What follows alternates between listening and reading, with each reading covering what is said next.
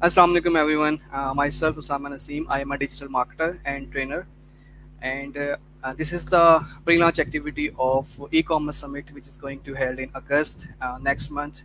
So आज हमने मदऊ किया है मुनीब अहमद को, who is the CEO of Binary Crest and he is a digital marketer and trainer at eRoजगार।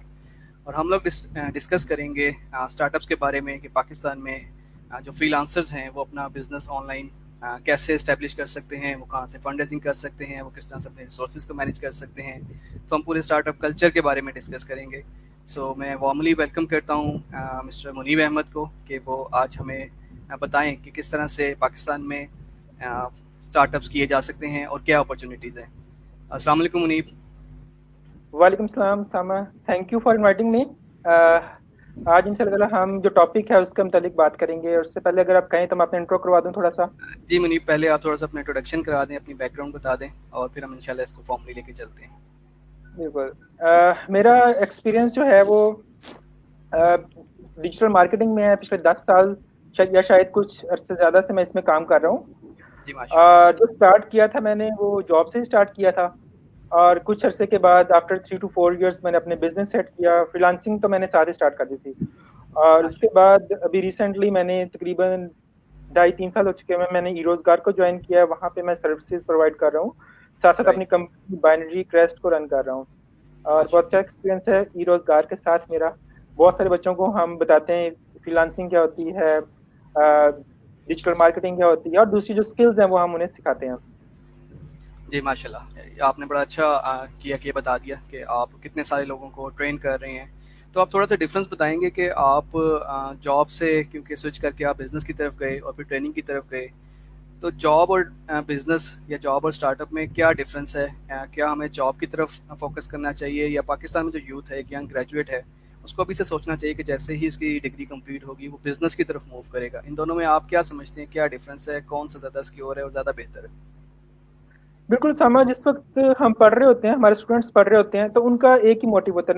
ना सिर्फ उन स्टूडेंट्स का एक यही मोटिव होता है, उनके पेरेंट्स का, उनके रिलेटिव्स, जो इर्द गिर्द के लोग जिनसे उनका कांटेक्ट है, सब लोगों के साथ उनका एक ही मोटिव होता है। और तवज्जो एक ही तरफ होती है कि जॉब के बाद हमने अच्छी जॉब स्टडी करने स्टडीज़ के के बाद। बाद, हाँ, हमने अच्छी जॉब की तरफ जाना है। गवर्नमेंट जॉब हो जाए तो बेटर है, ठीक है। और जॉब उनके दिमाग के अंदर सिर्फ जॉब्स ही चल रही होती हैं, ठीक है। जबकि ऐसा नहीं होना चाहिए। एक कल्चर डेवलप होना चाहिए, यूनिवर्सिटीज के अंदर डेवलप होना चाहिए। और पेरेंट्स को, जो इर्द गिर्द के लोग हैं, उन सबको ये सोचना चाहिए कि नहीं, जॉब इससे बेहतर है कि हम बिजनेस की तरफ जाएं, एक स्टार्टअप करें, कंपनी इनिशिएटिव करें। हाँ ठीक है, जब हम स्टडी करते हैं, स्टडी करने के बाद कुछ अर्सा तक हम जॉब कर लें, कोई मजायका नहीं उसमें, उस दौरान। लेकिन यूनिवर्सिटीज के दौरान भी हम जॉब्स कर सकते हैं, अपना एक्सपीरियंस उस दौरान भी ले सकते हैं, ठीक जी है। बिल्कुल। बिल्कुल, जब जैसे ही हम एग्जिट करें यूनिवर्सिटी से, तो हमें अपने फोकस करना चाहिए कि हमने कोई ना कोई स्टार्टअप करना है किसी आइडिया की बेस पर। और इसमें बड़ा डिफरेंस है जॉब और स्टार्टअप में। जॉब में आप एक एम्प्लॉय होते हैं, और जब आप स्टार्टअप करते हैं तो आपके पास एम्प्लॉयज होते हैं, ठीक है। चाहे वो राइट। फर्स्ट डे से आपके पास एम्प्लॉयज नहीं होते, लेकिन वो स्ट्रेंथ आहिस्ता आहिस्ता इंक्रीज होती है, एम्प्लॉयज आपके पास आते हैं। आपका मार्केट के अंदर इंटरेक्टिव इंक्रीज होता है, आप नई चीजें सीखते हैं, बिजनेस डेवलप होता है कंपनी की तरफ। और कंपनी आप एसेट के तौर पर अपने बच्चों को दे सकते हैं। जो बिल्कुल। बंदा जॉब करता है वो एसेट के तौर पर अपने बच्चों को क्या देगा, ठीक है। उनके बच्चे स्टार्ट से, फर्स्ट लेवल से, शुरू से बिल्कुल। स्टार्ट करेंगे, ठीक है। तो job is far better than company, sorry, business is far better than a job. जी मुनीब, आपने बड़ा अच्छा क्लैरिफाई कर दिया कि जो बिज़नेस है वो जॉब से बहुत बेहतर है। और ये बेसिकली विजन की बात है, जिस तरह आपने कहा कि business is like an asset जिसको which you can transfer to the next generation. Job में बिल्कुल ऐसा नहीं होता। जो आपकी नेक्स्ट जनरेशन है उनको फिर से स्क्रैच से स्टार्ट करना पड़ता है, जिस तरह किसी ज़माने में हमने किया होता है। अच्छा, मेरा बिल्कुल नेक्स्ट बिल्कुल। क्वेश्चन ये है कि एक ग्रेजुएट है जो कि अभी रिसेंटली पास आउट हुआ है यूनिवर्सिटी से, तो सबसे इम्पोर्टेंट फैक्टर्स क्या हैं उसके लिए एक स्टार्टअप को स्टार्ट करने के लिए? क्या मतलब उसको फाइनेंशियल इश्यूज आते हैं या टेक्निकल स्किल्स उसके पास नहीं होती या रिसोर्सेज नहीं होते? आपके ख्याल में सबसे इम्पोर्टेंट फैक्टर्स क्या होते हैं? सबसे इम्पोर्टेंट फैक्टर होता है मसाइल, प्रॉब्लम्स उसके लिए, ठीक है। क्योंकि जी हम मैं वही पाकिस्तान में जानना रहते चाह हैं। रहा हूँ कि क्या क्या प्रॉब्लम्स हाँ हो सकती हैं और किस तरह से वो हाँ ओवरकम कर सकते हैं। हाँ, तो जैसा कि हम पाकिस्तान में रहते हैं, ईज ऑफ बिजनेस कोई इतना बेटर नहीं है। इस लेवल हमारा इंटरनेशनल जो रैंकिंग है उसके अंदर भी हमारा ईज ऑफ बिजनेस बहुत ही बैड है। लेकिन जी इसमें ये है कि पाकिस्तान के अंदर इस वक्त इतनी फैसिलिटीज पैदा हो चुकी हैं, अगर थोड़ा सा ब्रेनस्टॉर्मिंग करें, थोड़ी सी चीज़ों को देखें, तो आप काफ़ी चीज़ें अचीव कर सकते हैं, प्रॉब्लम्स को ख़त्म कर सकते हैं। तो प्रॉब्लम्स हम देख लेते हैं। सबसे पहले उन्हें अपना ऑफिस सेटअप करना होता है जहाँ बैठ के वो काम करें। मोस्ट पॉसिबली कि वो अपने घरों में भी बैठ के काम शुरू कर सकते हैं, स्टार्टअप शुरू कर सकते हैं। ठीक है, लेकिन समटाइम्स कुछ लोगों के घर इतने बड़े नहीं होते, उनके घर में कैपेसिटी नहीं होती, सीटिंग स्पेस नहीं होती। तो उससे पहले उन्हें एक आइडिया चाहिए होता है। ठीक है, एक आइडिया, बिजनेस आइडिया। ठीक है, या वो सर्विस भी हो सकती है, या वो बिजनेस आइडिया हो सकता है, कोई प्रोडक्ट हो सकता है, कुछ भी हो सकता है। ठीक है, तो सही। उसके बिजनेस आइडिया गैदर करने के बाद, थोड़ी स्टार्टअप वर्किंग करने के बाद, उन्हें ऑफिस की रिक्वायरमेंट होती है। अगर हम अपना एक छोटा सा ऑफिस स्टार्टअप करें, कोई छोटी सी छोटा सा ऑफिस में जिसकी कम से कम भी रेंट, मंथली रेंट 10,000 रुपये हो, तो उसे सेटअप करते हुए 3 बंदों के लिए कम से कम हमें 1.5 से 2.25 लाख रुपए का एक्सपेंस करना पड़ता है। जी बिल्कुल जबकि ऐसे। स्टूडेंट्स ये अफोर्ड बिल्कुल भी नहीं कर सकते। स्टार्टअप जो है, जो स्टूडेंट्स कर रहे हैं, वो बिल्कुल भी अफोर्ड नहीं कर सकते। नहीं कर तो इसके लिए सकते। काफी सोल्यूशन है मार्केट के अंदर, बेशुमार सोल्यूशन हैं। आप को वर्किंग स्पेसेस बनी हुई है मार्केट के अंदर। ठीक है, आप लाहौर में अगर रहते हैं, कराची में रहते हैं, पेशावर में रहते हैं, मुल्क के किसी हिस्से में रहते हैं, यू कैन गेट अ को वर्किंग स्पेस। ठीक है, 5,000, 6,000, 7,000 पर मंथ के हिसाब से वो आपको बहुत बेहतरीन एनवायरनमेंट प्रोवाइड करते हैं। लाहौर की बात करें तो टेक हब है, पीआईटीबी के अंदर अंडर चल रही है, ऑफिस स्पेस है। उसके अलावा और को वर्किंग स्पेसेस काफी ज्यादा लाहौर के अंदर बनी हुई हैं। उसके अलावा अगर हम बात करें को वर्किंग स्पेसेस की, तो अच्छा कौन मुनीब, कौन सी जिस को तरह आपने वर्किंग। बड़ा अच्छा एक आइडिया दिया है को वर्किंग स्पेस का, जितने भी स्टूडेंट्स होते हैं ओबियसली वो फाइनेंशियली मैनेज नहीं कर सकते इसको, तो को वर्किंग स्पेस एक नो डाउट बहुत अच्छा आइडिया है। तो क्या आप बता सकते हैं कि पाकिस्तान गवर्नमेंट की तरफ से कोई ऐसा अदारा है जो इसको सपोर्ट करता है? जिस तरह आपने शायद अभी टेक हब का नाम लिया, तो क्या ये गवर्नमेंट का अदारा है या कोई और इस तरह का अदारा है जो कि न्यूली ग्रेजुएट स्टूडेंट्स को सपोर्ट करे कि वो आएँ और उनके पास स्पेस हो, उसको यूटिलाइज करें और अपना बिजनेस रन करें? बिल्कुल, ये टेक हब गवर्नमेंट का दायरा है, लेकिन इसमें कुछ रिस्ट्रिक्शंस हैं। वो ये कहते हैं कि आपका पहले से कोई फ्रीलांसिंग करते हो, कोई बिजनेस छोटा मोटा हो, तभी हम आपको स्पेस देते हैं। लेकिन ये भी आपसे 5,500 रुपीज पर मंथ चार्ज करते हैं। ठीक है, हुँ, उसके अलावा ऑफिस स्पेस है जहाँ पे आपको फ्री में आप कोई इस तरह की रिस्ट्रिक्शन नहीं है, सिर्फ आपको पे करना पड़ता है। किक स्टार्ट के नाम से को वर्किंग स्पेस है, को वर्क है, वेंचर ड्राइव है, और काफी ज्यादा को वर्किंग स्पेसेस हैं। लेकिन इसका अगर मतलब आप है कि ये भी अगर पे हम नहीं कर, जी, इसका मतलब अगर हम नेट पे सर्च करें तो हमें काफ़ी सारे कोवर्किंग स्पेसेस इजीली मिल जाएंगी। बिल्कुल मिल जाएंगे। लेकिन अगर एक और सोल्यूशन है इसमें, अगर जी। आप को वर्किंग स्पेस को भी अफोर्ड नहीं कर सकते, तो एक और सोल्यूशन है, आप लाइब्रेरीज को चेक कर सकते हैं। ठीक है, ई लाइब्रेरीज पाकिस्तान में, पंजाब के अंदर काफी जगहों पे बनी हुई हैं, तकरीबन आई थिंक 36 या इससे कम कम या ज्यादा ई लाइब्रेरीज हैं। उसके अलावा आप और फ्री ऑफ कॉस्ट आप वहाँ पे जाके बैठ सकते हैं, आप अपना लैपटॉप लेके जा सकते हैं। ठीक है, इसके अलावा अगर आप लाहौर में रहते हैं, तो आपके पास जिना लाइब्रेरी है, माल रोड के ऊपर। आप 1,000 या 1,500 उसकी एनुअल मेंबरशिप फीस है, वहां पे जाके आप बैठ सकते हैं। ठीक है, और पीस ऑफ माइंड, बहुत जबरदस्त इन्वायरमेंट है वहां पे। और सोल्यूशन तो बेशुमार है। इसके अलावा अगर आप लाहौर पे किसी भी कंट्री किसी भी में सर्च करें आप गूगल मैप्स के ऊपर, तो बेशुमार लाइब्रेरीज आपको मिलेंगी जहाँ पे आप जाके बैठ के अपना काम कर सकते हैं, without any cost, without any fee, monthly fee. तो सही। सोल्यूशन तो बेशुमार है। आपको ऑफिस स्पेस का सोल्यूशन आपको बिल्कुल भी नहीं आना चाहिए, अगर जी। आप एक स्टूडेंट हैं और आपका स्टार्टअप है। जी, थैंक यू सो अच्छा। मच मुनीब, आपने बड़ा अच्छा एक्सप्लेन किया। और यहाँ पे मैं जितने भी हमारे स्टूडेंट्स हैं उनको कहना चाहूँगा कि मुनीब ने हमें जो आपके ऑफिस का प्रॉब्लम था वो काफ़ी हद तक रिजॉल्व कर दिया है, काफ़ी सॉल्यूशंस दिए हैं। यहाँ पे हमको वर्किंग स्पेस का उन्होंने बताया है, इसके अलावा उन्होंने ई लाइब्रेरीज़ का बताया है। इसके अलावा जनरल लाइब्रेरीज जिस तरह जिना लाइब्रेरी है, वहाँ पे कॉस्ट भी बहुत कम है, जिस तरह उन्होंने बताया 1,000 रुपीज़ है, which any one can easily afford. तो ये सारे सोल्यूशंस जो हैं, थैंक यू मुनीब आपने बताया। और इसके साथ ही हम चलेंगे नेक्स्ट क्वेश्चन की तरफ, वो भी इसी से रिलेटेड है। कि ठीक है, पहला तो इश्यू हो गया कि वर्किंग स्पेस नहीं होती, उसका आपने बता दिया। सेकेंडली होता है कि लोगों के पास अमाउंट या वो फंडिंग नहीं होती। तो क्या पाकिस्तान में कोई ऐसी कंपनी है या गवर्नमेंट का कोई ऐसा अदारा है जहाँ से स्टूडेंट्स फंड रेजिंग कर सकें और अपना स्टार्टअप्स को आगे लेके चल सकें? हाँ बिल्कुल, जो स्पोर्ट ऑर्गेनाइजेशंस हैं, काफ़ी ज़्यादा स्पोर्ट ऑर्गेनाइजेशंस हैं जो स्टार्टअप इकोसिस्टम को बहुत सपोर्ट कर रही हैं। अगर हम बात करें तो उसके अंदर प्लान 9 है, प्लान एक्स है। ठीक है, प्लान 9 का एडवांस फॉर्म है प्लान एक्स। फिर पाशा फंड के नाम से आप वहाँ पे जा सकते हैं, लेकिन इसके लिए आपके पास एक आइडिया होना चाहिए, बिजनेस आइडिया होना चाहिए, प्रोडक्ट आइडिया होना चाहिए, किसी हद तक आपने इस पर काम किया हो।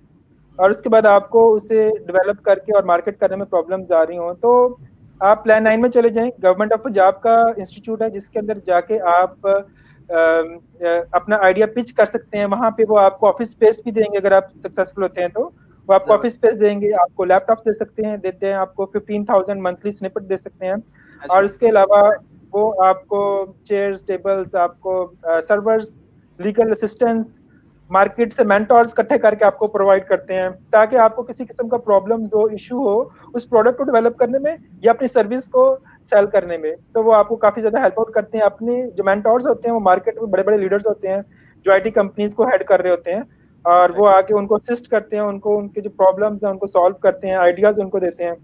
ठीक है, ये तो प्लान 9 की बात है। प्लान 9 के अलावा और हमारे पास पाशा फंड के नाम से है, स्मेडा भी स्टार्टअप कर रहा है, उसके अलावा क्लाउड 9 है, इग्नाइट है, सीड इंक्यूबेशन सेंटर है। इसके साथ साथ जो हमारी यूनिवर्सिटीज हैं वो भी स्टार्टअप्स कर रही हैं, स्टार्टअप्स को सपोर्ट कर रही हैं, इकोसिस्टम डेवलप कर रही हैं।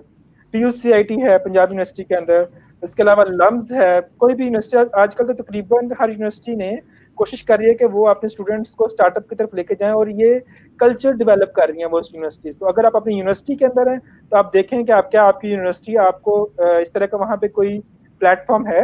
अगर तो नहीं है तो आप उसके अलावा बेशुमार प्लेटफॉर्म्स हैं, इंटरनेट पे सर्च करें, गूगल पे सर्च करें। मैंने आपको 7-8 प्लेटफॉर्म्स के नाम बताए हैं, आप वहां पे जाके अपनी प्रोवाइड कर सकते हैं, उनको ऑफर कर सकते हैं, पिच कर सकते हैं। ठीक है, इसके अलावा कुछ कंपनीज, आप आपने सुना होगा न्यू न्यूज के ऊपर आइडिया करोड़ों का। ठीक है, जी, जी, ये बिल्कुल। प्रोग्राम चल रहा है। इसके अलावा और बेशुमार प्रोग्राम चल रहे होते हैं जहां पे लोग कुछ आपके शेयर लेके कुछ इन्वेस्टमेंट दे देते हैं आपको, 10%, 20, 30, 40% शेयर्स लेके आप आपसे बिजनेस पार्टनर बन जाते हैं और आपको पैसे दे देते हैं। उसके अलावा आपको फैसिलिटीज भी देते हैं, आपको स्पेस प्रोवाइड करते हैं, काफी चीजें आपको प्रोवाइड कर देते हैं। तो अगर आपके पास, आप इन बेशुमार प्लेटफॉर्म्स को आप अवेल कर सकते हैं, वहां से किसी न किसी से आप सपोर्ट ले सकते हैं। दैट्स रियली ग्रेट मुनीब, आपने बहुत ही अच्छा और इन्फॉर्मेटिव आंसर दिया है। तो और यहाँ पे मैं जितने भी स्टूडेंट्स हैं उनको ये हाईली रिकमेंड करना चाहूँगा कि ड्यूरिंग स्टडीज़ जो है वो आइडियाज़ पे काम करना स्टार्ट कर दें, फ्रीलांसिंग स्टार्ट कर दें। जिस तरह मुनीब ने कहा कि कुछ प्री एजुकेट होते हैं, किसी भी इदारे में जाते हैं तो वो पूछते हैं कि आपका क्या आइडिया है और आपका क्या बैकग्राउंड एक्सपीरियंस है। तो वाइज योर स्टडीज़ अगर आपके पास ऑलरेडी एक्सपीरियंस होगा तो आगे चल के आपको बहुत आसानी होगी। और मुनीब ने बहुत सारे इंस्टीट्यूट्स और अदारे बता दिए हैं जो कि ऑलरेडी इस पे काम कर रहे हैं, जहाँ से आपको फंडिंग भी मिल सकती है। अच्छा मुनीब, मेरा नेक्स्ट क्वेश्चन ये है कि जो स्टार्टअप कल्चर है, जिस तरह आपने बताया कि ये डेवलप हो रहा है, यूनिवर्सिटीज़ भी इस पे काम कर रही हैं, इसका किसी भी कंट्रीज़ के इकोनॉमी पे क्या इफेक्ट पड़ता है? ये पाकिस्तान के लिए किस हद तक अच्छा हो सकता है? जी बिल्कुल, इसका इकोनॉमी पे बहुत ज़बरदस्त इफेक्ट पड़ता है। अगर हम स्टार्टअप कल्चर को फ़रोग दें तो उसमें ये होगा कि हमारी जो एम्प्लॉयमेंट है, जो अनएम्प्लॉयड लोग हैं, उनको एम्प्लॉयमेंट मिलनी शुरू हो जाएगी। ठीक है, बिल्कुल। अभी रिसेंटली मैं परसों गया हुआ था एक दोस्त की तरफ, विशअप.पी के एक वेबसाइट है जहाँ पे ऑटो से रेलिवेंट वो प्रोडक्ट सेल करते हैं। ठीक है, तो उस बंदे ने 6 एम्प्लॉयज रखे हुए थे। ठीक है, और उसके ड्राइंग रूम के अंदर वो कंपनी स्टैब्लिश थी। ठीक है, और घर के एक रूम को उसने अपने वेयर हाउस बनाया हुआ था, और 6 एम्प्लॉयज उसने उसके ऑफिस में बैठ के काम करते थे, 7th वो खुद था, और 8वां बंदा उसने डिलीवरी बॉय रखा हुआ था। ठीक है, तो 8 पर्सन को वो अकेला बंदा सपोर्ट कर रहा था, उनकी फैमिलीज को सपोर्ट कर रहा था। ठीक है, तो इस तरह आप दूसरी कंपनीज को देख लें। अगर टॉयज की कंपनी को देखते हैं, टॉयज जोन्स हैं पाकिस्तान के अंदर, बेशुमार कंपनीज ऐसी आ चुकी हैं जो छोटी छोटी कंपनीज हैं, स्टार्टअप्स हैं जो बिजनेस कर रहे हैं और एम्प्लॉयमेंट दे रहे हैं लोगों को, उनके प्रॉब्लम्स, एम्प्लॉय बेरोजगार का मसला उन्हें हल कर रहे हैं। इसके जाहिर सी बात है, जब हम इस तरह का स्टार्टअप स्टार्ट करेंगे तो आगे चल के जो हमारी कंपनी है वो ग्रो करेगी। तो उसे हमने अगर एडवांस लेवल पे लेके जाना है तो हम फंडिंग की कोशिश करेंगे, सीड फंडिंग लेंगे, या फिर हम एडवांस लेवल की फंडिंग लेंगे। पाकिस्तान के अंदर जो स्टैट्स हैं, अगर मैं थोड़े से आपको बता दूं, तो पाकिस्तान के अंदर पिछले एक साल 2019 की अगर मैं बात करूं तो तकरीबन $36 मिलियन, यानी कि 3.5 करोड़ रुपए, 3 करोड़ 60 लाख डॉलर्स की बात कर रहा हूँ, डॉलर्स में 14 thirty six Pakistani million dollar startup, thirty अच्छा। सिक्स मिलियन डॉलर 14, सिर्फ 14 कंपनीज ने $36 मिलियन गैदर किए हैं। ठीक है, जबरदस्त। और 15 मुख्तलिफ लोगों से 14 कंपनीज ने गैदर किए हैं। ठीक है, और 2018 की निस्बत ये 534% इंक्रीज इन्वेस्टमेंट है, फंडिंग है। ठीक है। That's great. Average her company ने, हाँ जी, एवरेज हर कंपनी ने तकरीबन 2.5 लाख के करीब डॉलर्स इकट्ठे किए हैं, सॉरी 24 लाख डॉलर्स, ठीक है, 24 लाख के करीब डॉलर्स इकट्ठे किए हैं। और अगर हम बात करें कौन कौन सी कंपनीज ने ये फंड्स इकट्ठे किए हैं, उसके अंदर आप आ जाती है मरहम.com है, fortisto.com है, एम्पलीफाइड है, स्मार्ट चॉइस, बुकमी.pk, प्राइस ओए, ईट मुबारक, टेलोटॉक, एयरलिफ्ट, इन तमाम कंपनीज ने, ठीक है, ये मैंने कुछ कंपनीज के नाम लिए हैं। तो सबसे ज्यादा एयरलिफ्ट ने इकट्ठे किए हैं 2.2 मिलियन डॉलर्स, टेलोटॉक ने 1.6 मिलियन डॉलर्स इकट्ठे किए हैं, ईट मुबारक ने 700,000 डॉलर्स इकट्ठे किए हैं, तकरीबन 7 लाख डॉलर्स, ठीक है। तो इस तरह मुख्तलिफ कंपनीज ने मुख्तलिफ अमाउंट फंडिंग के हिसाब से इकट्ठे किया है। और अगर हम इसका कंपेयर करते हैं पिछले साल के निस्बत इस साल में, तो 534% इंक्रीमेंट है ये, जबरदस्त। ठीक है। तो 534 आप देख सकते हैं कि ह्यूज नंबर। फंडिंग कितनी आ रही है, बिल्कुल। तो अगर ये 14 से ये 100 हो जाए कंपनीज, तो आप देख लें, आप जो तकरीबन जो हमने 36 मिलियन इकट्ठे किए हैं, उनको 100 से मल्टीप्लाई कर दें, तो इतनी फंडिंग हम एनुअल रेज कर सकते हैं। और पाकिस्तान के जो स्टेट बैंक के पास पाकिस्तान फॉरेन फंडिंग जो है वो इस हिसाब से रेवेन्यू कलेक्ट हो सकता है और डायरेक्टली इम्पैक्ट कर सकता है हमारी कंट्री की इकोनॉमी को। अगर थोड़ा सा मौका दें तो एक स्टैट मैं और शेयर कर दूं आपके साथ। पाकिस्तान और इंडिया का स्टैट, क्योंकि हम इंडिया के साथ रहते हैं तो हम कोशिश करते हैं कि कंपैरिजन हम चलते रहता है। बिल्कुल कंपैरिजन अरमान करें इंडिया के। जी। पाकिस्तान के जो आईटी एक्सपोर्ट्स हैं वो तकरीबन 1.3 बिलियन डॉलर्स हैं एनुअल, ठीक है। ओके। और पाकिस्तान के जो कर्जे हैं, जो हमने लोगों को डेट जो पाकिस्तान के ऊपर है, वो तकरीबन 110 बिलियन डॉलर्स है, ठीक है, 110 अरब डॉलर्स। तो कमाते हैं हम सिर्फ आईटी इंडस्ट्री से 1.3 बिलियन डॉलर्स कमाते हैं। राइट। अगर हम इंडिया की बात करें तो वो 600 अरब डॉलर सालाना आईटी इंडस्ट्री से अर्न करता है। तो हम 600 ना कमाएं, हम सिर्फ 100 अरब डॉलर सालाना कमा लें आईटी इंडस्ट्री से, तो हमारे डेट सिर्फ 1 साल के अंदर अंदर क्लियर हो सकते हैं, ठीक है, पाकिस्तान के। अगर इस तरह भी लूं कि अगर पाकिस्तान की आईटी इंडस्ट्री 1.3 बिलियन डॉलर्स अभी अर्न कर रही है, तो इसको जी हमें 100 टाइम्स इंक्रीज करना चाहिए ताकि एटलीस्ट 100 बिलियन डॉलर तक जाए। बिल्कुल कर सकती है, और बहुत ज्यादा स्कोप है इसमें, बहुत ज्यादा स्पेस है। और और हमारी जो यूथ है जो आईटी से को जानती है, अगर हम थोड़ी सी गाइडेंस दें, बहुत सारे प्रोग्राम्स चल रहे हैं, गवर्नमेंट लेवल पे चल रहे हैं, प्राइवेट लोग चला रहे हैं, अगर स्टूडेंट थोड़ी सी अवेयरनेस लें, थोड़ी सी ट्रेनिंग लें, तो वो ये चीज़ों को कर सकते हैं। और इसमें कोई मजाइका नहीं, थोड़ी सी अगर गवर्नमेंट से एफर्ट्स और पुट करे और लोग खुद से अगर कोशिश करें, इकोसिस्टम डेवलप हो जाए, तो विद इन 2 to 3 years हम इस टारगेट को अचीव करने के काबिल हो सकते हैं। जी बिल्कुल। और आई थिंक पाकिस्तान इस वक्त नंबर 4 पे रैंक कर रहा है अगर हम फ्रीलांसिंग की बात करें ऑल ओवर द वर्ल्ड। बिल्कुल तो जी बिल्कुल अगर हम बिल्कुल फोर्थ पे आ सकते हैं तो हम थर्ड, सेकंड और इंशाल्लाह फर्स्ट पे भी आ सकते हैं। और बिल्कुल आ सकते हैं। जो आपका ड्रीम है कि जिस तरह 100 बिलियन डॉलर्स पाकिस्तान से इस प्लेटफॉर्म के थ्रू अर्न किए जाएं, तो बिल्कुल हो सकते हैं। और इसमें गवर्नमेंट को भी और लोगों को भी सपोर्ट करना चाहिए इसके ऊपर। और आप जैसे लोग जो कि लोगों को ट्रेनिंग दे रहे हैं फ्रीलांस की, इस तरह के भी मजीद लोग गवर्नमेंट को चाहिए कि मजीद इस तरह के अदारे कायम करें जहाँ पे लोग आके उन लोगों को सिखाएं जिनको नहीं आता, ताकि वो भी इसमें पार्टिसिपेट कर सकें और ये with the passage of time increase से इंक्रीज तर होता चला जाए।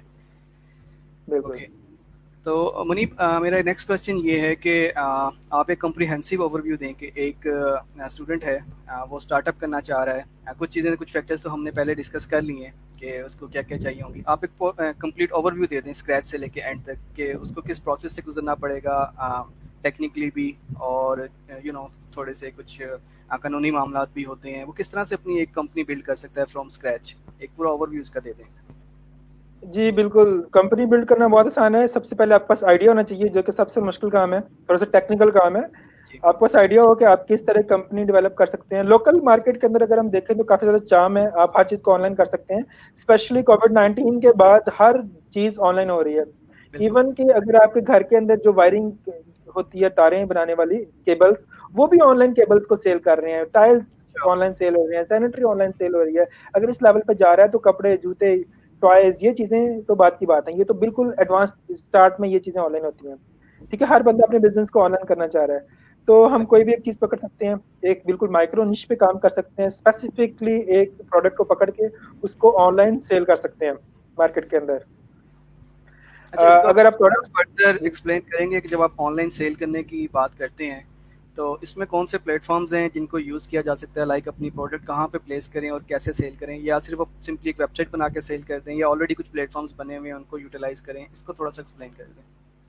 अच्छा, अगर प्रोडक्ट सेल करना चाह रहे हैं तो आप दराज.pk से स्टार्ट कर सकते हैं प्रोडक्ट सेल करना। इसके साथ साथ आप अपनी वेबसाइट बना सकते हैं, उस वेबसाइट के ऊपर प्रोडक्ट्स रखें और OLX पे एड्स लगा सकते हैं अपनी प्रोडक्ट्स की। फेसबुक के ऊपर कैंपेन स्टार्ट कर सकते हैं। अगर आप लाहौर में, कराची में, इस्लामाबाद, पेशावर बिग सिटी में रहते हैं तो आप सबसे पहले अपने उस सिटी पर टारगेट करें। लाहौर की आबादी तकरीबन 1.25 करोड़ या 1.5 करोड़ के करीब है। तो 1.5 करोड़ की आबादी के अंदर अगर आप अपनी प्रोडक्ट को सेल कर सकते हैं तो आप मुल्क के किसी हिस्से में भी सेल कर सकते हैं। ठीक है, तो आप एक सिटी से स्टार्ट कर सकते हैं, आहिस्ता आहिस्ता प्रोविंस और मल्टीपल सिटीज और पूरे पाकिस्तान के अंदर सेल कर सकते हैं। सपोर्ट के लिए आप फेसबुक के कैंपेन, जैसे कि मैंने आपको बताया, OLX के ऊपर एड्स लगा सकते हैं। दराज.pk पे प्रोडक्ट्स अपलोड करके दराज सेलर सेंटर के थ्रू जाके और वहाँ पे प्रोडक्ट्स को सेल कर सकते हैं, वो भी आप काफी सपोर्ट करता है। और मैंने काफी कंपनीज ऐसी देखी हैं जिन्होंने दराज.pk से काम स्टार्ट किया है और इस वक्त वो सिर्फ और सिर्फ अपनी वेबसाइट के ऊपर सेल कर रहे हैं, लेकिन बिजनेस उन्होंने दराज से स्टार्ट किया था। तो इसके अलावा आप बेसिकली तो यही दो चीजें जहाँ जहाँ से आप सेल कर सकते हैं प्रोडक्ट्स को ऑनलाइन। और कैंपेन्स फेसबुक की रन करना कतन मुश्किल नहीं है। यूट्यूब आपके पास है, यूट्यूब एक यूनिवर्सिटी है, वहां से आप हेल्प लें। छोटी छोटी वीडियोस, बेशुमार वीडियोस हैं, 2 4 5। अगर आप 12 आवर्स यूट्यूब पे स्पेंड करते हैं तो आप बहुत अच्छे तरीके से फेसबुक की कैंपेन्स रन करना, फेसबुक के ऊपर ऑर्गेनिकली ट्रैफिक कैसे इंक्रीज कर सकती है पेज के ऊपर, हैशटैग्स और बाकी जो चीजें हैं, ऑप्टिमाइजेशन वीडियोस अपलोडिंग, उसके थ्रू आप अपनी लाइक्स को और इंक्रीज कर सकते हैं, एंगेजमेंट इंक्रीज कर सकते हैं, अवेयरनेस के बाद अपनी कन्वर्जन भी कर सकते हैं। ठीक है, और एडवांस लेवल पे तो बिल्कुल वेबसाइट है, आप अपनी वेबसाइट पे जा सकते हैं और वहां पे जाके प्रोडक्ट्स सेल कर सकते हैं। और सर्विसेज, अगर वेबसाइट बनाना भी मुश्किल काम नहीं है, वर्डप्रेस के ऊपर आप वेबसाइट बना सकते हैं। और again YouTube is the university, वहां से जाकर सीख सकते हैं। अगर आप वो नहीं सीखना चाहते तो किसी बंदे को कुछ पैसे देके, 20-25 हज़ार रुपए देके, 15-20 हज़ार रुपए देके आप अपनी वेबसाइट डेवलप करवा सकते हैं वर्डप्रेस के ऊपर या किसी भी और प्लेटफॉर्म के ऊपर, और उधर से आप सेल्स स्टार्ट कर सकते हैं। उसके साथ साथ आप एडवर्ड्स की कैंपेन रन कर सकते हैं, लेकिन पाकिस्तान के अंदर पॉपुलर फेसबुक की कैंपेन ही हैं। जी बिल्कुल, ऐसे ही है। अच्छा, थैंक यू अगर मुनीब मतलब फॉर द डिटेल्ड आंसर, ये भी आपने बहुत अच्छा बता दिया। अच्छा, एक मेरे माइंड में क्वेश्चन आ रहा है, जो आपने स्टार्ट में कहा था कि सबसे पहले आइडिया होना चाहिए, तो आइडिया कहाँ से आए, ये भी एक क्वेश्चन है। अक्सर स्टूडेंट्स पूछते हैं, सर कुछ करना चाहता हूँ, समझ नहीं आ रही करूँ क्या, और लाइक तो कोई गाइड करने वाला भी नहीं है। आपको पता है यूनिवर्सिटीज़ में भी उस तरह से गाइड नहीं किया जाता, उन्होंने जो कोर्स का कुरिकुलम है उसी पे फोकस करना होता है, कि इतने चैप्टर्स हैं कि कंप्लीट करने हैं, स्लाइड्स हैं, सब कुछ हैं। तो वो कहते हैं हम कुछ करना चाहते हैं बट हमारे माइंड में कोई आइडिया नहीं आ रहा, या अगर कोई आइडिया आता है तो वो कहते हैं इस पे तो ऑलरेडी काम हो चुका हुआ है, इस पे तो फलां फलां ने ऑलरेडी ऐप बना ली है, वेबसाइट बना ली है, तो अब हम क्या करें। तो इसके बारे में आपकी क्या राय है कि इस तरह से आइडिया, एक यूनिक आइडिया कैसे जनरेट किया जा सकता है, या फिर अगर कोई ऑलरेडी काम कर रहा है तो हम भी क्या उसी फील्ड में काम कर सकते हैं, हम भी वो सेम काम कर सकते हैं, या हमें थोड़ा सा दिल हार जाना चाहिए कि नहीं हमारे आइडिया पे तो पहले ही काम हो चुका है, अब हम मजीद नहीं काम करेंगे। अच्छा, आइडिया की अगर बात करें तो उसके लिए आपके पास जो माइंड है वो थोड़ा सा टेक्निकल होना चाहिए, थोड़ा सा बिजनेस माइंड होना चाहिए। अगर आप बिजनेस माइंड नहीं भी है तो आप अपने माइंड को बिजनेस माइंड में कन्वर्ट कर सकते हैं, इट्स नॉट डिफिकल्ट। ठीक है, मैं बिल्कुल नहीं शर्माता किसी बंदे को थर्ड पर्सन की एग्जांपल देते हुए। शाहिद संजोया बिजनेस टॉक यूट्यूब के ऊपर चैनल है उनका, आप उनके वीडियोस देख सकते हैं, बिजनेस आइडियाज वहां से ले सकते हैं। ठीक है, आईटी का बिजनेस शुरू करना चाह रहे हैं, आप अपने इर्द गिर्द देखें। अगर आप प्लान 9 को थोड़ा सा एनालाइज करें और जो दूसरे जितने भी प्लेटफॉर्म्स हैं, जो जी जी। इंक्यूबेटर्स हैं, उनको अगर थोड़ा सा एनालाइज करें तो इसकी इसमें एक बात बड़े वाजी तौर पर नजर आती है, कि जितने भी आइडियाज आते हैं उसमें से 80% आइडियाज वो हैं जो लोगों को सोशली ईज करते हैं, उनकी जो परेशानियां, उनके प्रॉब्लम्स हैं, उनका सोल्यूशन प्रोवाइड करते हैं, सोशली सोल्यूशन प्रोवाइड करते हैं। तो आप देखें इर्द गिर्द कौन सा प्रॉब्लम है जी मार्केट के अंदर। तो अगर आपको प्रॉब्लम आइडेंटिफाई हो जाता है तो वेल एंड गुड, उस प्रॉब्लम के ऊपर काम करें, उसका सोल्यूशन लोगों को प्रोवाइड करें और वो चल जाता है। ऐसा मसला नहीं कि वो ना चले, अच्छी मार्केटिंग करें तो वो चल जाती है चीज, अवेयरनेस अच्छी होनी चाहिए। सेकेंडली जो क्वेश्चन इस बात का ये मसला है कि जनाब मेरे पास एक बिजनेस आइडिया, मैं कोई चीज ऑनलाइन करना चाह रहा हूँ और लोगों ने पहले से उसे ऑनलाइन किया हुआ है। तो इसका मतलब ये नहीं कि आपके कंपेटिटर्स मार्केट के अंदर बैठे हुए हैं तो आपका बिजनेस नहीं चल सकता, बिल्कुल ऐसी बात नहीं है। अगर आप देखें टॉयज.pk बहुत बड़ी कंपनी है, अच्छी खासी उनकी सेल्स होती हैं, लेकिन उसके साथ साथ टॉयज की और बेशुमार वेबसाइट्स बनी हुई हैं जो टॉयज को सेल कर रही हैं। हम्म। अगर आप कपड़ों की बात करें तो बेशुमार कंपनीज हैं जो क्लॉथ सेल कर रही हैं, लेकिन हर एक की अपनी निश है। अगर आप थोड़े से ब्रेनस्टॉर्मिंग करें तो आप पूरे क्लॉथिंग मार्केट को डिजिटलाइज करने की बजाय उन क्लॉथिंग मार्केट में बिल्कुल एक स्पेसिफिक टाइप ऑफ प्रोडक्ट को डिजिटलाइज कर दें, ऑनलाइन कर दें, ठीक है। तो उस तरह भी आपकी सेल्स इंक्रीज हो सकती है। और जो गूगल है वो भी यही प्रेफर करता है कि आप अपना ब्रांड बनाएं और निश स्पेसिफिक ब्रांड बनाएं, ठीक है। बिल्कुल एक ब्रॉड ब्रांड की तरफ ना जाएं, स्पेसिफिक ब्रांड की तरफ, प्रोडक्ट की तरफ जाएं। तो उस तरफ भी आप जा सकते हैं। मार्केट के अंदर कंपटीटर्स बैठे हुए हैं, तो आपको अपना हिस्सा लाजमी मिलेगा, डेफिनेटली मिलेगा, ठीक है। साइकिल मोटर्स ऑटोज की चीजें बेच रही है, विशाप ऑटोज की चीजें बेच रही है। अगर आप गूगल पर सर्च करें ऑटो स्टोर्स ऑनलाइन, तो आपको एक लंबी लिस्ट मिलेगी। हर बंदा अर्न कर रहा है ऑनलाइन, हर बंदा बैठ के कमा रहा है। अगर मैं ऑनलाइन वेबसाइट बनाऊंगा ऑटो से मुतलिक, तो मैं ये नहीं सोचूंगा कि जनाब विशाप या साइकिल मोटर्स बहुत ज्यादा कमा रहा है तो मेरी कहाँ पे स्पेस बनेगी। नहीं, मेरी स्पेस बनेगी। उनके कॉम्पिटिटर्स अगर अपनी स्पेस बना रहे हैं तो मैं भी अपनी स्पेस बना सकता हूँ, बल्कि मैं उनसे बड़ा ब्रांड भी बन सकता हूँ। पार्क व्हील्स ने भी ऑटोज का बिजनेस शुरू किया हुआ, ऑटो स्पेयर पार्ट्स, ऑटोज की जो एक्सेसरीज हैं वो सेल कर रहे हैं। लेकिन विशा भी अर्न कर रही है, साइकिल मोटर्स भी अर्न कर रहे हैं, अच्छा अर्न कर रहे हैं, बुरा अर्न नहीं कर रहे। आप ये देखें कि साइकिल मोटर्स के I think more than 20+ employees हैं जो सिर्फ पैकिंग करते हैं मटेरियल को, ठीक है। तो वो जबरदस्त। पार्क व्हील से कम्पीट कर रहा है कि नहीं कर रहा, ठीक है। हम्म। और आप ये देखें, अगर छोटे लेवल के ऊपर चले जाएं, विशाप से भी छोटे लेवल पे आ जाएं, अगर एक कंपनी सिर्फ 2 एम्प्लॉयज रखी है, जिस जो 2 एम्प्लॉयज को वो सैलरी भी दे रही है, ठीक है। मिसाल के तौर पे 20,000 रुपये कम से कम सैलरी अगर वो भी देती है, 20,000 रुपये देती है, 40,000 उनकी सैलरी निकल गई, 10,000 बिजली का एक्सपेंस मिल गया, 50,000 बाकी आपके मार्केटिंग एक्सपेंसेस, 50,000 मंथली वो लगा लें, 1 लाख रुपए तो आपका एक्सपेंस है। तो कम से कम आप 1.5 से 2 लाख रुपए कमा रहे हैं, प्रॉफिट ले रहे हैं, ठीक है। 1 1.5 लाख के बाद 1.5 2 लाख रुपए प्रॉफिट भी ले रहे हैं। तो आप चाहे थोड़ा अर्न करें चाहे ज्यादा अर्न करें, फ्यूचर में अगर आप मेहनत करें, कंसिस्टेंसी से काम करें, तो इंशाल्लाह ताला आप ज्यादा भी अर्न कर सकते हैं। इसमें कोई मजाइका नहीं है कि एक बिजनेस चल रहा है, आप देख लें जिस मार्केट के अंदर थोड़ा सा कंपटीशन कम है, आप उधर चले जाएं, उधर मूव हो जाएं। लेकिन सही। एक चीज इंपॉर्टेंट है, अगर आप कोई चीज प्रोडक्ट सेल करना चाह रहे हैं, तो आपको पास वो प्रोडक्ट इन लाइन होनी चाहिए, वो हम्म। इन्वेंट्री के अंदर आप या तो आपके पास हो या मार्केट के अंदर इजीली अवेलेबल हो। जी बिल्कुल मुनीब, आप बिल्कुल ठीक कह रहे हैं। बिल्कुल रिस्क अल्लाह ताला देता है। और मैं भी सोच रहा था अगर इसकी हम लोकल बिल्कुल एक ट्रेडिशनल मिसाल लें, तो जिस तरह एक सब्ज़ी मंडी होती है, वहाँ पे सब बिल्कुल लोग सब्ज़ी लगा के बैठे होते हैं और सबकी ही सब्ज़ी सेल हो रही होती है। ऐसा नहीं होता कि अगर एक बंदे ने सब्ज़ी लगाई है तो दूसरे की नहीं होगी। अल्लाह ताला सबको ही डिस्ट्रीब्यूट करते हैं। अच्छा, इसमें मैं एक और चीज़ देख रहा था कि अगर हम थोड़ा सा मार्केट का एनालिसिस कर लें कोई भी ऑनलाइन बिजनेस करने से पहले, कि हमारे कंपेटिटर्स कौन कौन से हैं और वो ऑलरेडी कौन सी प्रोडक्ट सेल कर रहे हैं, और हम किस तरह से अपनी कोई यूनिक चीज़ उसमें डाल सकते हैं, तो वो आई थिंक ज़्यादा बेहतर होगा। तो आपके ख्याल में कोई ऐसे ऑनलाइन टूल्स अवेलेबल हैं जिनसे हम मार्केट को एनालिसिस कर सकें कि किस पर्टिकुलर डोमेन में ऑलरेडी कितने कंपेटिटर्स हैं और वो किस तरह का काम कर रहे हैं? कोई ऐसा ऑनलाइन प्लेटफॉर्म अवेलेबल है? वैसे अगर हम वेस्टर्न की बात करें, वेस्टर्न कंट्रीज की, यूएसए, कनाडा, वेस्ट की बात करें, यूरोप की, तो इसके अंदर ये टूल्स बड़े अच्छे तरीके से काम करते हैं। अदरवाइज गूगल कीवर्ड प्लानर है, और दूसरे जो टूल्स हैं वो आपको बता देते हैं कंपैटिटर्स एनालिसिस का, ब्रश है ये, लेकिन ये सब पेड टूल्स हैं।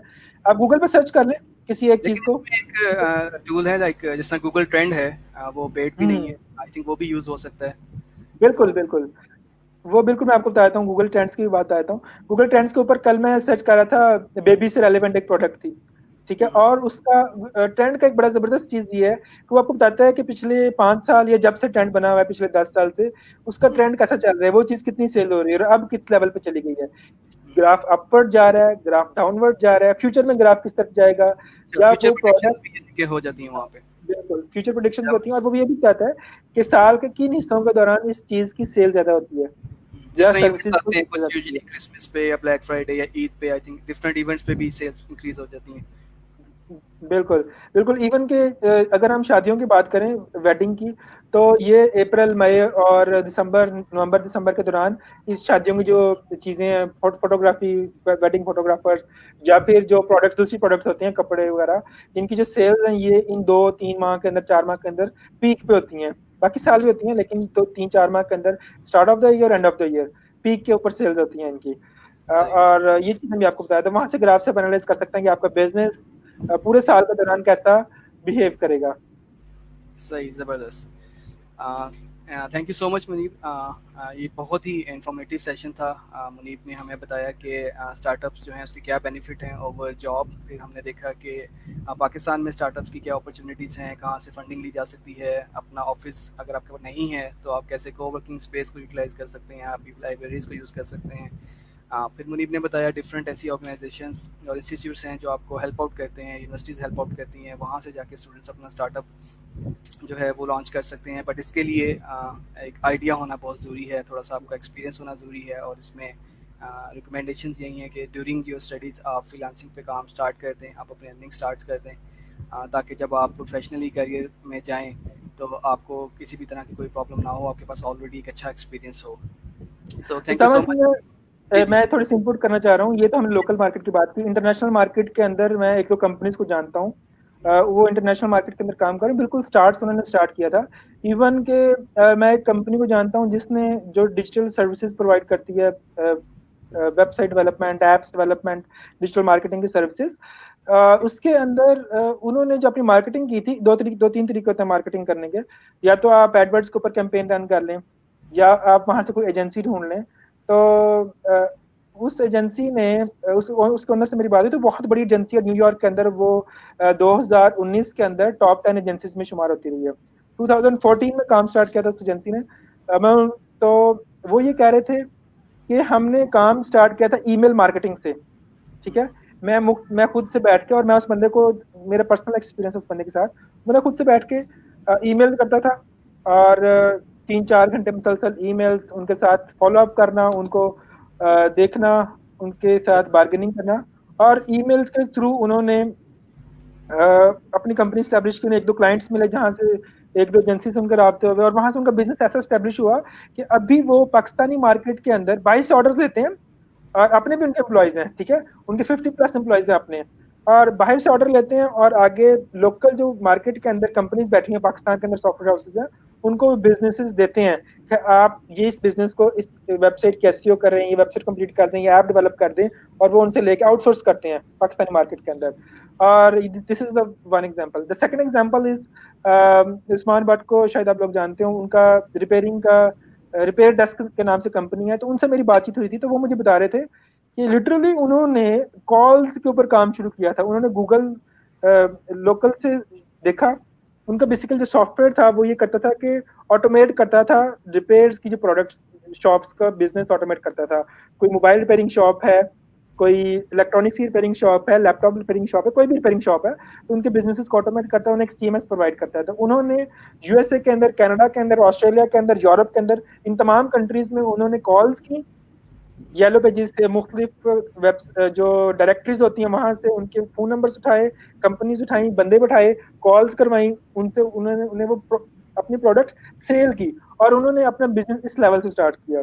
और ये तो मेरी उनके साथ जो पर्सनल जो उनसे बातचीत हुई थी, थैंक यू उनका कि उन्होंने मुझे बता दी बात। और यही चीज मैं आप लोगों के साथ शेयर कर रहा हूँ कि अगर आपके पास, वैसे अगर आप कॉल्स करेंगे तो आपको बड़ा बैड रिस्पॉन्स मिलेगा। लेकिन अगर आप ये सोचें कि मुझे तो रिस्पॉन्स अच्छा नहीं मिल रहा, और अगर अच्छा रिस्पॉन्स नहीं मिल रहा तो मैं छोड़ दूं इसको, और लोग दिल बर्दाश्त हो जाते हैं, हिम्मत हार बैठते हैं, छोड़ देते हैं काम को। जी लेकिन अगर आप लगे रहे कंसिस्टेंटली के साथ, ये ना सोचें कि आपकी लोग बात नहीं सुन रहे, एक दिन आपकी बात लाजमी सुनते हैं। फॉलो अप बहुत जरूरी है, चाहे आप ईमेल्स करें, चाहे आप कॉल्स करें। इवन अगर आप कॉल करना चाह रहे हैं यूएसए के अंदर और कनाडा के अंदर, तो पाकिस्तान से तो कॉल भी फ्री है। आप गूगल हैंग आउट डायलर एक ऐप है, उस ऐप को अपने मोबाइल के अंदर इंस्टॉल कर लें, हैंग आउट डायलर। तो थैंक आप कनाडा के अंदर और यूएसए के अंदर फ्री कॉल्स कर सकते हैं, फ्री ऑफ कॉस्ट, जितनी मर्जी कॉल्स करें। अगर आपको अच्छा ये फैसिलिटी है, आप $10 से $15 के अंदर एक फोन नंबर भी परचेज कर सकते हैं, उससे कनेक्ट कर सकते हैं हैंग आउट्स के साथ। तो वर्चुअल नंबर की बात कर रहा हूँ। जी जी। तो आपके लिए जो है ना वो बहुत इजी हो जाएगा, अपनी बिजनेस को सेल करना, अपने प्रोडक्ट्स को सेल करना, सर्विसेज को सेल करना। तो बस आपके पास हिम्मत होनी चाहिए, आपके पास मोटिवेशन होनी चाहिए, जो कि बहुत इंपॉर्टेंट चीज है। मोटिवेशन अच्छी हो, और मोटिवेटेडली आप काम करते रहे, और ये ना सोचें कि मैंने सिर्फ ये 2 दिन ट्राई करना है, देखना रिजल्ट आया तो ठीक, पता छोड़ देना है, ऐसा बिल्कुल भी नहीं होता। फ्रीलांसिंग के अंदर अगर हम एग्जांपल लें, तो कितने लोग हैं जो पहले हफ्ते के दौरान ऑर्डर्स ले लेते हैं। 100 बंदा अगर काम कर रहा हो तो सिर्फ 5 बंदे पहले हफ्ते के दौरान ऑर्डर लेते हैं, ये स्टैट्स हैं। ठीक है। या पहले 1 माह के दौरान ऑर्डर लेते हैं। तो बाकी जो लोग हैं उन्हें 2 से ढाई माह लग जाते हैं ऑर्डर लेते लेते। तो इसी तरह ऑनलाइन मार्केट के अंदर अगर आप 2 माह कंसिस्टेंटली काम करें, तो इंशाल्लाह आपका बिज़नेस स्टेबल हो जाता है, एस्टेब्लिश हो जाता है। एग्ज़ाम्पल होती है कि जो हम जो रियल टाइम बिज़नेस है, जैसे शॉप बनाना, जो ऑनलाइन ऑफलाइन बिज़नेस की बात कर रहा हूँ, ऑफलाइन बिज़नेस है वो 3 साल लेता है ग्रो होने में, एक आपको अच्छा प्रॉफिट देने में। लेकिन अगर आप ऑनलाइन बिज़नेस की बात करें तो 3 से 5 माह के दौरान ही आप अपने ऑनलाइन बिज़नेस को एस्टेब्लिश कर सकते हैं, प्रॉफिट अर्न कर सकते हैं, अपने एक्सपेंसेस बियर करके अपनी पॉकेट के अंदर, अपनी घर के अंदर पैसे प्रोवाइड कर सकते हैं, दे सकते हैं उनको, घर वालों को। तो ऑनलाइन बिजनेस इतनी लंबी चौड़ी बात नहीं है, 3-4 माह की बात है, 3-4 माह मुसलसल मेहनत करें, इंशाल्लाह ताला आपका बिजनेस स्टैब्लिश हो सकता है। चाहे लोकल मार्केट में आप करें, चाहे आप इंटरनेशनल मार्केट में करें। बेशुमार मेथड्स हैं, बेशुमार तरीके हैं, यूट्यूब, इंटरनेट भरी पड़ी है। हम जैसे लोग ट्रेनिंग देने के लिए बैठे हुए हैं, आप किसी से भी इंफॉर्मेशन ले सकते हैं। जी, thank you so much Munib, आपने बड़ी अच्छी एग्जांपल दी और आपकी एग्जांपल से मुझे एक वाकया याद आया। मैंने कहीं पे पढ़ा था, बल्कि सुना था कि सलीम गौरी साहब हैं जो कि नेटसोल के सीईओ हैं। वो कहते हैं बिल्कुल। कि जब उन्होंने बिज़नेस स्टार्ट किया तो उन्होंने भी बिल्कुल इसी तरह स्क्रैच से स्टार्ट किया और वो अपने बिज़नेस को इसी तरह मार्केट करते थे और डिफरेंट, जिस आपने कहा, वाइट पेपर से अपने क्लाइंट्स को कॉल्स करते थे एंड देन ही वेटेड कि कोई उनको कॉल करे कि ठीक है, we are handing over the project to you. तो वो कहते हैं मैं डेली घर से तैयार होके टाई शाई लगा के कोट पहन के ऑफिस जाता था और मैं पूरा दिन वेट करता था तक कि जो मेरे फ़ोन की बेल है वो रिंग हो। उस ज़माने में लैंडलाइन होते थे, मोबाइल्स भी नहीं होते थे। तो कहते हैं कि मैं पूरा दिन वेट करता रहता था बट मुझे कोई कॉल नहीं आती थी। तो मैं एक दिन मैंने अपनी वाइफ़ को कहा घर जाके कि यार तुम मुझे एक कॉल कर दिया करो ताकि एटलीस्ट वो फ़ोन की बेल रिंग हो, तो मुझे कोई फ़ील आए कि फ़ोन बजता है, कॉल्स आती हैं इस पे। तो वो कहते हैं कि फिर वाक़ई ऐसा हुआ, मेरी वाइफ़ ने कॉल की और वो फ़ोन की बेल बजी और उसके कुछ दिनों बाद फिर इसी तरह कॉल बजी तो उनको लगा शायद घर से ही कॉल होगी, बट जब उन्होंने उठाया तो that was his first client. सब इस तरह करके उनको बिज़नेस स्टार्ट हुआ था। शुरू में कोई भी एंटरप्रेन्योर हो, कोई भी स्टार्टअप हो, उसमें बहुत ज़्यादा स्ट्रगल की ज़रूरत होती है और जिस तरह आपने कहा है कि कंसिस्टेंसी, ये सबसे मेन फैक्टर मैं इस पर्सनली समझता हूँ कि ये बहुत इंपॉर्टेंट है। अगर आप कंसिस्टेंट नहीं हैं, अगर आप कुछ अरसे बाद दिल हार जाते हैं तो फिर आप कामयाब नहीं हो सकते। आपको एफर्ट करते रहना है, करते रहना है। जिस तरह एक कहते हैं कि कश्तियाँ जलाकर आपने इस फील्ड में आना है, आपने पीछे मुड़ के नहीं देखना। एक दफ़ा आपने बिज़नेस बिल्कुल। स्टार्ट कर दिया है तो बस फिर आपने उस पर फोकस करते रहना है। और अब तो ये काफ़ी आसान हो गया, जिस तरह आपने ऑलरेडी काफ़ी अच्छा एलेबोरेट कर दिया है कि अब पहले मार्केटिंग के इतने सोर्सेज नहीं थे। अब फेसबुक है, गूगल एड्स हैं, डिफरेंट मीडियम्स हैं जिसके थ्रू अपने मार्केट को, अपने बिज़नेस को प्रपोज कर सकते हैं, अपने बिज़नेस के क्या कहते हैं, आप उसको स्प्रेड कर सकते हैं, उसके बारे में अवेयरनेस क्रिएट कर सकते हैं, आप कोई अच्छी सी पोस्ट डिज़ाइन कर सकते हैं, कोई बैनर ऐड क्रिएट कर सकते हैं और इंटरनेट पे डिफरेंट प्लेसेस पे लगा सकते हैं कि दीज आर द सर्विसेज जो हम ऑफर करते हैं। तो thank you so much Munib, आपको मैं 1 मिनट उस्तामा, थोड़ा-सा अगर टाइम है तो मैं अपना पर्सनल टाइम हमारे एक्सपीरियंस भी पास शेयर बिल्कुल है, करना चाह रहा आप हूँ। बिल्कुल शेयर करें, हमारे पास बहुत टाइम है। हाँ, मैं अपना पर्सनल एक्सपीरियंस शेयर करना चाह रहा हूँ। बेसिकली मेरा पर्सनल एक्सपीरियंस शो करता है मार्केट के अंदर जो हमारे इर्द-गिर्द जो एनवायरनमेंट है वो क्या है। जी हमारे इर्द-गिर्द के लोग, हमारे पेरेंट्स, हमारे चचा, ताया, मामा, हमारे हमसाए, वो बिल्कुल भी नहीं चाहते कि हम कारोबार करें। वो चाहते हैं कि बच्चा जॉब करे, अच्छी नौकरी ले, उसके बाद शादी हो, बच्चे हों, and this is the life. लेकिन आई थिंक कि हमें बिज़नेस की तरफ जाना चाहिए। अ, मैंने जब अपनी फ्रीलांसिंग स्टार्ट की तो जॉब भी साथ-साथ कर रहा था, साथ-साथ फ्रीलांसिंग रात के वक़्त करता था। तो जब मुझे मेरी फ्रीलांसिंग की जो इनकम थी वो जॉब से कई गुना ज़्यादा हो गई, तो मैंने सोचा कि मैं जॉब छोड़ देता हूँ। लेकिन मैं घर वालों के डर से मैंने जॉब नहीं छोड़ी, कि घर वाले कहेंगे, "ओह हो! जॉब छोड़ दिया।" तो फिर एक दिन मैंने खामोशी से जॉब को क्विट कर दिया, घर वालों को बिल्कुल नहीं बताया और एक छोटा-सा ऑफ़िस लिया। उस वक़्त ये ट्रेंड भी नहीं था कोवर्किंग स्पेसेस का। एक छोटा-सा ऑफ़िस लिया, वहाँ पे सेटअप किया और डेली मैं रेडी होके टाइमली ऑफ़िस पहुँच जाता अपने, और घर वाले समझते शायद ये अपनी जॉब पे जा रहा है। और 3-4 माह ऐसा चलता रहा, 4 माह के बाद उन्हें फ़ील हुआ नहीं, नहीं ये जॉब नहीं कर रहा, इसे लगता जी है कि क्विट बहुत कर है। दिया। तो फिर मैं चूँकि वो टाइम का डिफ़रेंस हो जाता था, कभी मैं जल्दी आ गया, कभी लेट चला गया, तो फिर मैंने उन्हें बताया नहीं, मैंने जॉब क्विट कर दी और फिर उन्होंने भी एक्सेप्ट कर लिया इस बात को कि नहीं, हाँ, ठीक है, अच्छी बात है, आपने जॉब क्विट कर दी, पैसे तो आ रहे हैं, अच्छे पैसे आ रहे हैं, बुरे तो नहीं है। वरना वो ये समझते थे कि ये तो timely for time being business है, वैनिश हो जाएगा थोड़ी अरसे के बाद और फिर आपके पास पैसे नहीं होंगे, जॉबलेस हो जाओगे, बिज़नेस भी नहीं होगा, तो कुछ भी नहीं होगा। लेकिन जब उन्हें फ़ील हुआ कि नहीं 3-4 में अगर चल सकता है, तो आगे भी चल सकता है। तो दिस वाज़ माय स्टोरी। तो बच्चों को बिल्कुल मोटिवेशन लूज़ नहीं करनी चाहिए और अपने बिल्कुल फ़ोकस होके अपनी जो आइडिया, अपनी जो काम है, उस पे फ़ोकस करना चाहिए, लोगों की परवाह किए बगैर। जी, बिल्कुल। आपकी जो स्टोरी है बड़ी इंस्पायरिंग और बड़ी इंटरेस्टिंग है और इसमें जो यंग जनरेशन है उनके लिए काफ़ी एक मोटिवेशनल पैगाम है कि आप, क्योंकि हमारे यहाँ बिल्कुल आप ठीक कह रहे हैं, उस तरह का कल्चर नहीं है। और अभी डेवलप हो रहा है, अभी भी डेवलप हो रहा है कि आप अगर कहें कि मैं अपना काम करना चाहता हूँ, अपना बिजनेस करना चाहता हूँ, तो उसमें उसके बाद एक क्वेश्चंस की बौछार हो जाती है कि कैसे करोगे, फाइनेंस कहाँ से आएगा, रिसोर्सेज कहाँ से आएंगे, तुम्हारे बिल्कुल। पास फाइनेंस नहीं है, सैलरीज कहाँ से दोगे अगर आप बंदों को हायर करोगे। तो बेहतर है आराम से आप ऑफिस जाओ और फर्स्ट को आपको सैलरी आ जाती है, घर का एक किचन बड़े अच्छे तरीके से मैनेज हो रहा है, तो इसी को कंटिन्यू रखो।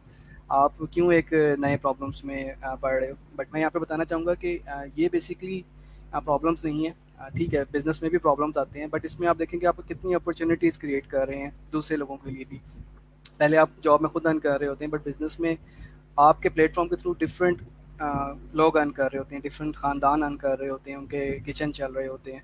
और जिस तरह इस्लाम में भी है कि 90% जो है अल्लाह ताला ने रिस्क जो है वो बिज़नेस में रखा है। तो और हमारे नबी हज़रत मोहम्मद सल्लल्लाहु अलैहि वसल्लम भी बेसिकली देखा है तो बिज़नेस कंसल्टेंट ही थे।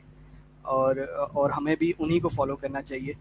और और आपके साथ मुनीब बहुत अच्छा सेशन रहा। आपके मेरा दिल कर रहा है कि आपके साथ कुछ और डिस्कशन की जाए। तो आप मज़ीद कुछ डिस्कस कुछ शेयर करना चाहते हैं तो ज़रूर करें। बिल्कुल। जब हम बात करते हैं ये स्टार्टअप की, तो या आईटी के स्टार्टअप की, तो बहुत सारे लोग ले पर्सन होते हैं, उनके पास स्किल्स नहीं होती। ठीक है। तो स्किल सीखना बहुत ज़रूरी होता है। स्किल आपके पास लाज़मी होनी चाहिए। जो काम आप कर रहे हैं, आपको उसके अंदर खुद से भी कुछ ना कुछ एक्सपर्टीज़ होनी चाहिए। ठीक है। तो अगर जो बंदा जिसके पास स्किल नहीं है, सीखना चाहता है, तो ऐसे प्लेटफ़ॉर्म्स हमारे पास हैं, जैसा कि ई-रोज़गार है। 3 मंथ्स के फ्री कोर्सेज़ वो करवाते हैं, कोई पैसा नहीं लेते, ₹1 आपसे नहीं लेते। बहुत अच्छे वहाँ पे मेंटोर्स हैं, ट्रेनर्स हैं, जो आपको टेक्निकल के कोर्सेज़ भी करवाते हैं, डिजिटल मार्केटिंग के कोर्सेज़ भी करवाते हैं, क्रिएटिव डिज़ाइन के अगर आप कोर्सेज़ करना चाहें, वो करवाते हैं। उसके साथ-साथ और बेशुमार पाकिस्तान के अंदर दर्जन भर के करीब ऐसे प्लेटफ़ॉर्म्स हैं, जहाँ पे जाके आप सीख सकते हैं। फ्री ऑफ कॉस्ट सीख सकते हैं। किसी को पे करने की ज़रूरत नहीं है, किसी को पैसा देने की ज़रूरत नहीं है। और खसूसन अगर मैं रोज़गार रोज़गार की बात करूँ, तो उसके अंदर जो ट्रेनर्स हैं, बहुत मोटिवेशन के साथ बच्चों को सिखाते हैं और कोशिश करते हैं कि वो अर्न करें। और बेसिक स्टेप यही है, अगर आप फ्रीलांसिंग से भी स्टार्ट करें, तो फ्रीलांसिंग के अंदर डायरेक्ट आप डॉलर्स अर्न करते हैं, फाइवर, अपवर्क, जितने भी दूसरे प्लेटफ़ॉर्म्स हैं, उनके थ्रू भी। तो वहाँ से भी स्टार्टअप कर सकते हैं। वहाँ से पैसे अर्न करने के बाद आप अपना कोई दूसरा online business with in Pakistan या इंटरनेशनल मार्केट के अंदर ई-कॉमर्स बिज़नेस, अगर आप अमेज़न पे सेल करना चाह रहे हैं या वेस्टर्न मार्केट में डायरेक्ट सेल करना चाह रहे हैं लोकल पाकिस्तानी प्रोडक्ट्स, तो उससे भी आप शुरू कर सकते हैं। अपॉर्च्युनिटीज़ बहुत ज़्यादा हैं, सीखने की, बेचने की। लेकिन बात ये है कि आप क्या चाहते हैं? क्या आप स्टूडेंट्स क्या चाहते हैं? लोग, बच्चे क्या चाहते हैं? क्या वो कमाना चाह रहे हैं? उनके अंदर मोटिवेशन है? अगर नहीं है, तो उन्हें मोटिवेशन पैदा करनी पड़ेगी और इस के ऊपर काम करना पड़ेगा। और मेरे यही आज आज के स्टूडेंट्स को, आज की जो नई नस्ल है, उनको ये पैगाम है कि आप जॉब की बजाय बिज़नेस के ऊपर, फ्रीलांसिंग के ऊपर फ़ोकस करें, स्टार्टअप्स के ऊपर फ़ोकस करें। इंशाल्लाह ताला आज नहीं तो कल अल्लाह ताला आपको अच्छा रिज़्क देगा और बहुत अच्छे पैसे कमाएँगे आप, इंशाल्लाह ताला। इंशाल्लाह ताला। जी मनीब, बिल्कुल आप ठीक कह रहे हैं। और यहाँ पे मैं थोड़ा सा ये ऐड करना चाहूँ कि जो लोग या जो स्टूडेंट्स अक्सर मुझे भी मैसेज आते हैं, वो कहते हैं कि हमें कोई गाइड करने वाला नहीं, हमें कोई बताने वाला नहीं। तो एक तो उनके लिए आज का सेशन बड़ा ही मोटिवेशनल होगा और एक गाइडलाइन का रोल प्ले करेगा कि अगर वो अपना बिजनेस करना चाहते हैं तो कैसे कर सकते हैं। इसके अलावा मुनीब हमें डिफरेंट मैसेजेस आ रहे हैं, और ये मोहम्मद ज़ुबैर का मैसेज है। वो कह रहे हैं कि I am in UAE, please guide me right way business, thanks.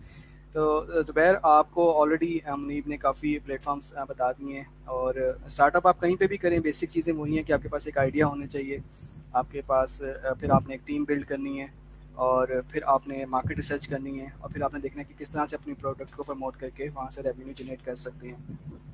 तो यहाँ मैं बात कर रहा था कि जो स्टूडेंट्स हैं वो कहते हैं कि मेरे को गाइड करने वाला नहीं है, तो मैं उनको ये ज़रूर कहूँगा कि वो इस तरह के सेशंस अटेंड करें। वो यूट्यूब सारे यूज़ करते हैं, फेसबुक यूज़ करते हैं, अपनी सर्च को थोड़ा सा बेहतर बनाएं। आप देखें कि किस तरह से आप सीख सकते हैं। अब तो जिस तरह मुनीब ने ऑलरेडी मेंशन किया कि यूट्यूब एक यूनिवर्सिटी बन चुका है, हर टॉपिक वहाँ पे अवेलेबल है। और मेरे उस्ताद सैयद कासिम अली शाह साहब कहते हैं कि इल्म जो है वो प्यासे का होता है, इल्म तलबगार का होता है। तो अगर आपके अंदर इल्म की प्यास है, आप कुछ सीखना चाहते हैं, कुछ करना चाहते हैं, तो अब बेशुमार सोर्सेज अवेलेबल हैं। यूट्यूब तो तकरीबन हर पाकिस्तानी को पता है कि यूट्यूब नाम का एक प्लेटफॉर्म है जहाँ पे हर चीज़ अवेलेबल है। तो आप वहाँ पे जाएं, सर्च करें। अगर कोई आपको प्रॉब्लम है, नहीं मिल रहा, तो आप उससे रेलिवेंट, उस फील्ड से रेलिवेंट लोगों को तलाश करें। आप मुझे मैसेज कर सकते हैं, आप मुनीब को मैसेज कर सकते हैं, और हमसे जितना हो सकेगा हम आपको इसमें गाइड करेंगे। तो थैंक यू सो मच। बिल्कुल। आपने आज का बहुत ही अच्छा गाइड किया स्टार्टअप के हवाले से, और मैं उम्मीद करता हूँ कि जो हमारी यंग जनरेशन है उनके लिए ये आज का सेशन बहुत ही प्रोडक्टिव होगा। और मैं उनसे रिक्वेस्ट करूँगा कि वो नोट्स बना लें मुनीब ने जितने भी इंस्टीट्यूट्स प्लेटफॉर्म्स का जिक्र किया है, ताकि वो फर्दर उनको डिटेल में एक्सप्लोर कर सकें। और ये जो हमारी जितनी भी एक्टिविटीज़ हैं, ये मैं यहाँ पे ये भी सबको बताता चलूँ कि नेक्स्ट मंथ अगस्त के अंदर पाकिस्तान का फर्स्ट ई कॉमर्स समिट होने जा रहा है। ये इसकी प्री लॉन्च एक्टिविटीज़ हैं, तो आप सब लोग वो भी ज्वाइन करें। वहाँ पे आपको डिफरेंट मेंटोर्स गाइड करेंगे अब डिफरेंट ऑनलाइन बिजनेसेस के बारे में, जहाँ से आपको बहुत कुछ सीखने को मिलेगा। तो उम्मीद करते हैं कि आप लोग वो भी ज्वाइन करेंगे। और अपना बहुत ज़्यादा ख्याल रखिएगा। मुनीब, आपका भी बहुत शुक्रिया once again. So thank you so much. Take care everyone. Allah हाफिज़। बहुत शुक्रिया सामा।